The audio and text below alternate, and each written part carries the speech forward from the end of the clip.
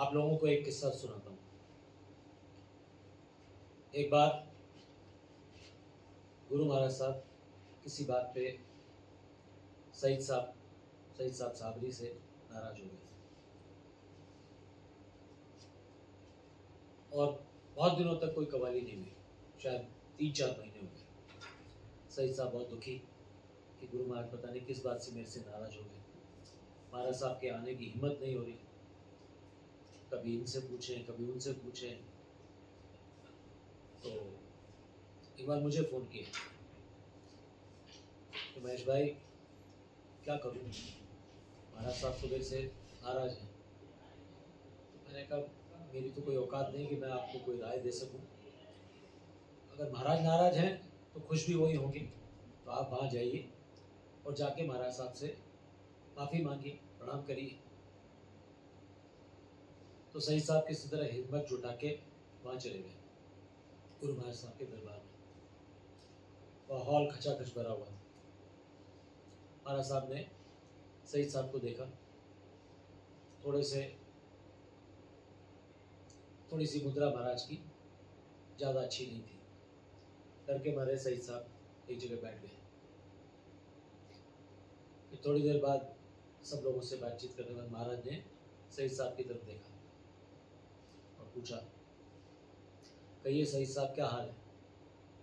बस उनको तो मौका मिल गया, सीधे उन्होंने चरण वंदना की और रोने लगे। और रोते रोते उन्होंने कुछ इस तरह का आलम पेश किया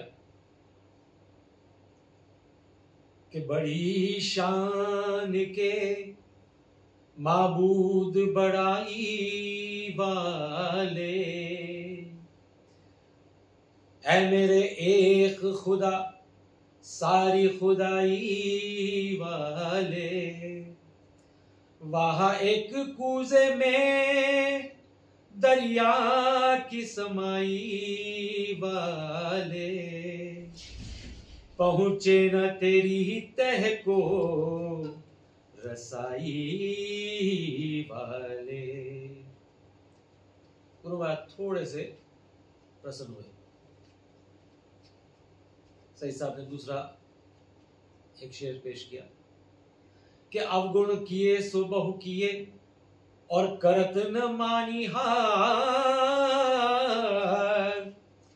भावे बंदा बख्श दो सो भावे गर्दनवार।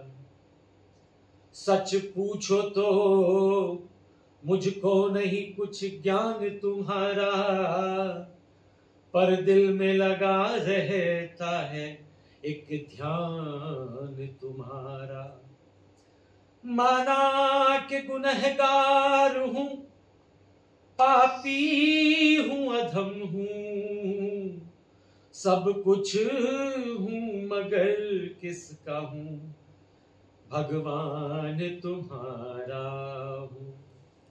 उसके बाद जो उन्होंने लाइन जोड़ी वो शायद सईद साहब ही कह सकते थे कि माना कि गुनहगार हूं, पापी हूं, अधम हूं, सब कुछ हूं मगर किसका हूं, भगवान तुम्हारा हूं।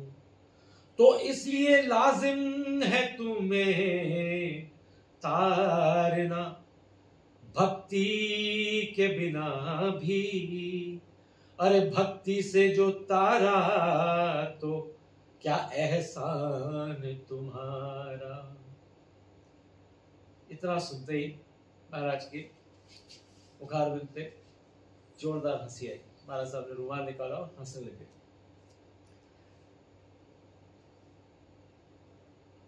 फिर उन्होंने, अब देखिए बात गुस्ताखी पे है, बात नाराजगी पे है, तो उनको जो शेर सुनाए मैं वो आपको सुनाने की कोशिश कर रहा हूं कि एक बार ही जो तू बख्श दे, एक बार ही जो तू बख्श दे, तू 100 खता के बाद 100 बार फिर गुनाह करूं हर अता के बाद।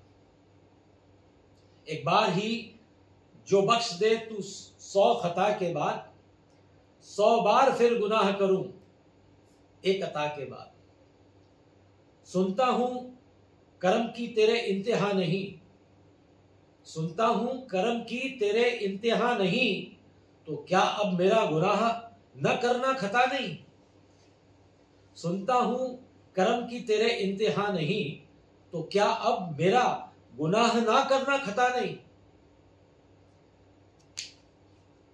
जिसे चाहा दर पे बुला लिया, जिसे चाहा अपना बना लिया, ये बड़े कर्म के हैं फैसले, ये बड़े नसीब की बात है। महाराज मंद मंद मुस्कुराते रहे, सुनते रहे। फिर उन्होंने एक शेर कहा कि ये पारसाओं से पूछे कि हश्र में रहमत, कि ये पारसाओं से पूछे कि हश्र में ये रहमत, गुनाह क्यों न किए क्या खुदा करीम न था। गुनाह क्यों न किए क्या खुदा करीम न था। गुनाह गुनाह और मैं करता, ये मेरी कोई जरूरत थी। गुनाह मैं करता, क्या ये मेरी जरूरत थी। तेरे कर्म ने बनाया गुनाहगार मुझे। अब आप समझ सकते हैं गुरु महाराज के सामने हम लोगों की तो किसी की इतनी हिम्मत नहीं हो सकती, परंतु गिरहबाजी में, शेरो शायरी में उन्होंने महाराज को पसंद कर लिया। फिर कहते हैं ये मेरा ज़र्फ के खता पर खता हुई मुझसे, ये मेरा ज़र्फ के खता पे खता हुई मुझसे, ये तेरा कर्म के अता पर अता हुई तुझसे। ये मेरा ज़र्फ की खता पे खता हुई मुझसे, ये तेरा कर्म की अता पे अता हुई तुझसे। न देखो खामियां मेरी, न देखो खामियां मेरी, दिखाओ शान उल्फत की। तुम्हारा हूं तुम्हें रखनी पड़ेगी लाज निस्बत की। तुम्हारा हूं तुम्हें रखनी पड़ेगी लाज निस्बत की। फिर उसकी शान करीमी के हौसले देखे, फिर उनकी शान करीमी के हौसले देखे। गुनाहगार ये कह दे कि गुनाहगार हूं मैं, इसका मतलब गुनाहगार अगर कह दे कि मैं गुनाहगार हूं तो इतने कृपालु हैं कि वो आपको क्षमा कर देंगे, माफ कर देंगे। और फिर एक नया शेर पेश किया कि इतने हमारे कुफ्र ने सजदे किए उन्हें, इतने हमारे कुफ्र ने सजदे किए उन्हें, घबरा गए पुकार उठे कि हम खुदा नहीं। कि हमने इतने प्रणाम किए, इतने सजदे किए कि वो घबरा गए कि भाई बहुत हो गया, हम खुदा नहीं है, उनको हटाने के लिए।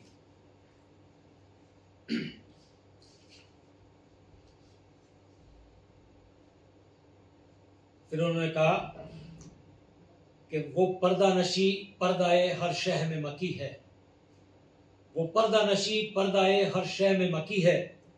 पूछो तो कहीं भी नहीं और देखो तो यही है। ऐसा हसीन कोई खुदा की कसम नहीं, ऐसा हसीन कोई खुदा की कसम नहीं, जैसा मेरा सनम है किसी का सनम नहीं। अब ये चापलूसी के शेर है, पर महाराज को खुश किया उन्होंने कि वो शाहकार है हर शाहकार से बढ़ के, कि वो शाहकार है हर शाहकार से बढ़ के, किसी का यार नहीं मेरे यार से बढ़ के। बस फिर क्या था, महाराज साहब का मूड चेंज हो गया, महाराज साहब मुस्कुराए। और उसके बाद सईद साहब ने कम से कम नहीं तो 5-10 कवालियां गुरु महाराज को अकेले बैठ के बिना साज बाज के सुनाई। गुरु महाराज इतने दयालु हैं कि अगर आप शरणागति भाव से उनके पास जाते हैं तो आपके सारे अवगुण क्षमा कर देते हैं। फिर रास्ता बताते हैं, ये रास्ता नहीं, रास्ता ये है। अखंड मंडलाकारं व्याप्तं येन चराचरं तत्पदं दर्शितं येन तस्मै श्री गुरुवे नमः। बोलो श्री गुरु महाराज साहब की जय।